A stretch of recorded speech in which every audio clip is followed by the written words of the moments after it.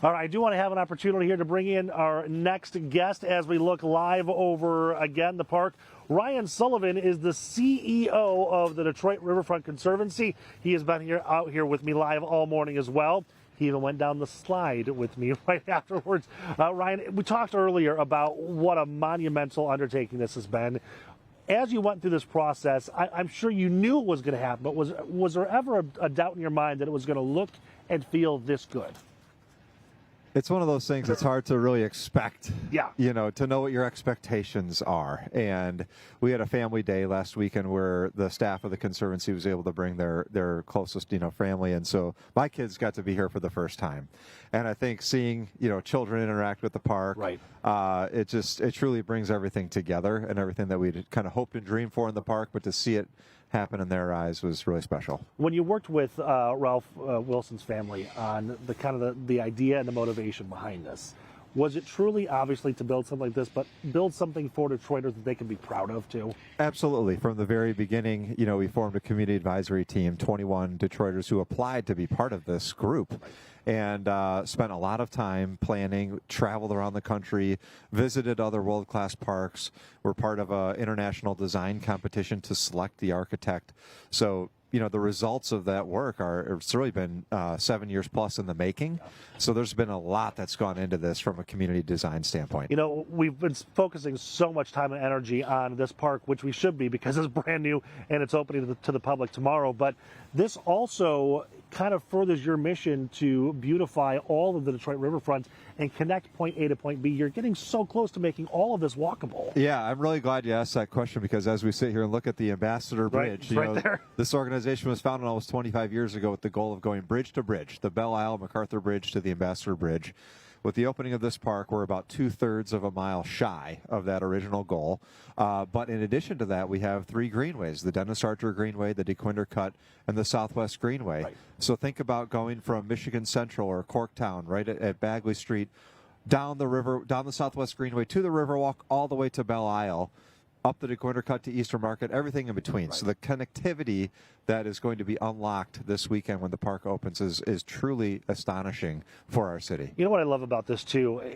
I love throwing the shade back at all the Detroit haters because there have been so many negative stories about what this city means and what we've gone through. And obviously the bankruptcy issues and some of the issues that we've gone through. But it's very difficult for people to say anything bad now when you look at what's happening behind us. I totally agree with you. I live on the east side with my family, raising my family here.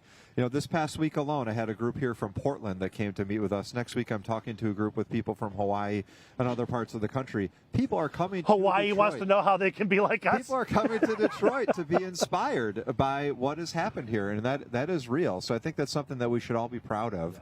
And this is one great moment of many that have happened to our city in recent years that we can all be proud of. You mentioned that 2.5 miles that's still left. There's still discussions about that. Like this can still happen. It's not like we're saying, oh, we got close.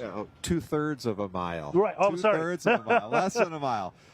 Yes, those conversations are ongoing, and we're certainly hopeful that something will happen there. And again, that's the mission of this organization has been from the very beginning, and it will continue to be the mission until it's completed. Have you discussed, and this is just me throwing things at you right here live on TV, one giant party that goes from bridge to bridge?